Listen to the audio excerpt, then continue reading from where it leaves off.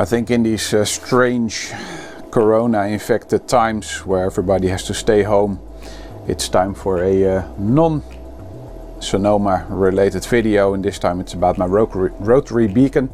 I think I found this one in storage a long time ago, but it's still working for quite well.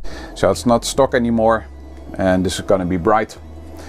So what I did is actually install a speed controller for the motor.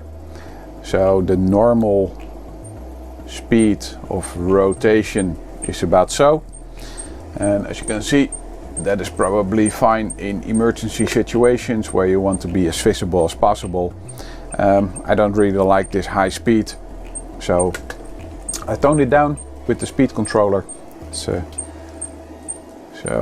if I put it around here, the frequency turns down to about 1 Hertz. I just like this way more than the standard frequency. I know it looks a little bit more industrial, or something I might have remembered out of a video or a movie or whatever. So, tiny small update. As always, thank you very much for watching.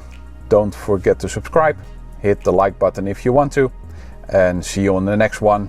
Take care, bye bye, toodaloo, out of here.